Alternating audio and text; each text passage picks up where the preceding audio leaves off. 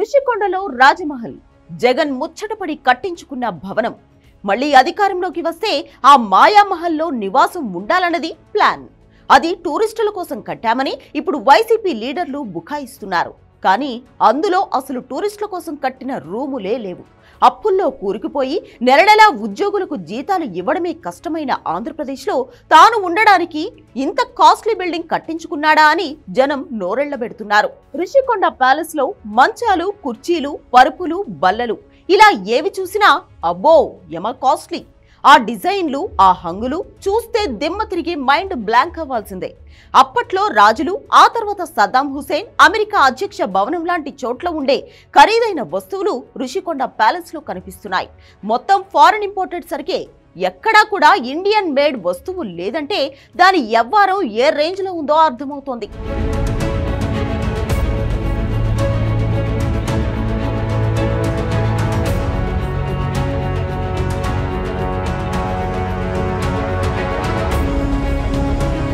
పడుకునే పరుపు, మంచం దగ్గర నుంచి ముఖం చూసుకునే అద్దం దాకా, బాత్రూంలో కమోడ్స్, కిటికీలకు వాడిన కర్టెన్లు ఇలా అన్నీ విదేశాల నుంచి దిగుమతి చేశారు.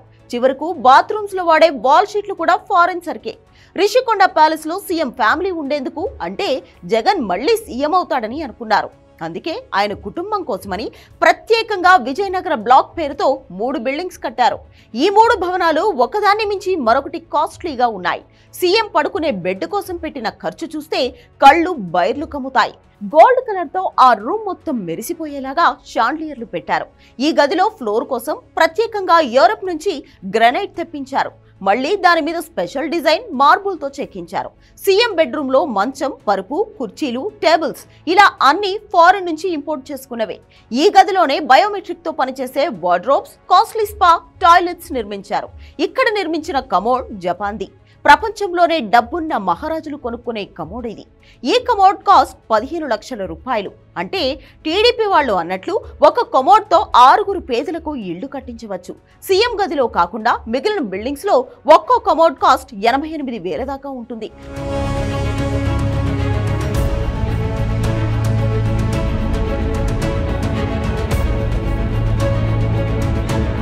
రిషికొండ ప్యాలెస్ కట్టడానికి వాడిన గ్రానైట్, మార్బుల్ అంతా కూడా 5 దేశాల నుంచి తెప్పించారు. Vietnam, Spain, Italy, Norway, Brazil కు చెందిన మెటీరియల్ యూజ్ చేశారు. అక్కడి నుంచి తెప్పించడమే కాదు, మళ్లీ వాటికి స్పెషల్ డిజైన్స్ చెక్కించారు. ఈ మహల్లో వందల సంఖ్యలో షాండ్లియర్స్ ఉన్నాయి. ఒక్కోటి 2.5 లక్షల రూపాయల కాస్ట్ ఉంది.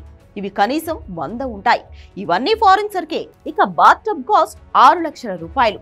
సీఎం గారు తీరిగ్గా జలకాలాడడానికి జపాన్ నుంచి తీసుకొచ్చారు. ఇంటి బయట గోడల చుట్టూ డెకరేషన్ లైట్స్ పెట్టారు. ఇవన్నీ ఢిల్లీ నుంచి తెప్పించారు. ఒక్కో దీపం కాస్ట్ 60,000 రూపాయలు ఉంటుంది. ఇవి కూడా దాదాపు 100 దాకా ఉన్నాయి. బ్యూటిఫికేషన్, అలంకరణ కోసం రిషికొండ ప్యాలెస్ లో దాదాపు 4,000 లైట్లు వాడినట్లు చెబుతున్నారు. జనరల్ గా ప్రతి గదికి ఏసీలు ఉంటాయి. ఇవి కాకుండా సీఎం రూమ్ లో విసనకర్ర, ఫ్లవర్ షేపుల్లో ఫ్యాన్లు వాడారు. ఇవి ఒక్కోటి 1.5 లక్షల కాస్ట్ ఉంటుంది.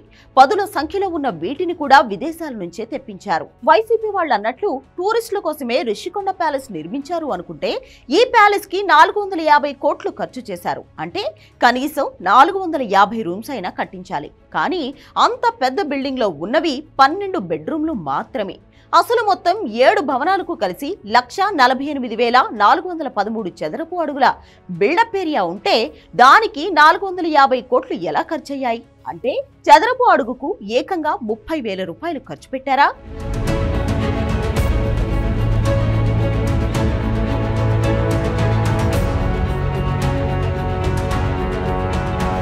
వైజాగ్ లో ఈ మధ్య కట్టిన స్టార్ హోటల్స్ చాలా ఉన్నాయి. అంతెందుకు, రాడిసన్ బ్లూ హోటల్ ఉంది కదా, అందులో ఒక్కో స్యూట్ రూమ్ నిర్మాణానికి ఫర్నిచర్ తో కలిసి 1 కోటి రూపాయలు ఖర్చవుతాయని బిల్డర్లు చెబుతున్నారు. అందులో ఇంతకంటే ఎక్కువ సౌకర్యాలే ఉంటాయి. టీవీలు, సోఫాలు, ఫర్నిచర్ లాంటివి అన్ని కలిపినా ఆ హోటల్ రూమ్ కి ఒక చదరపు అడుగు 10,000 రూపాయల దాకా ఖర్చవుతుంది. మరి రిషికొండ ప్యాలెస్ లో చదరపు అడుగుకి 30,000 రూపాయలు ఎలా ఖర్చయ్యాయో తెలీదు. ఆ రూములు చూస్తే అంత ఖర్చు పెట్టినట్లు కూడా కనిపించడం లేదు. అత్యంత ఖరీదైన బిల్డింగ్ నిర్మించినట్లు చెబుతున్నా ఇందులో ఎన్ని కోట్ల రూపాయలు దుర్వినియోగం అయ్యాయో కూడా టీడీపీ ప్రభుత్వం లెక్కలు తేల్చాలని కోరుతున్నారు ఏపీ జనం.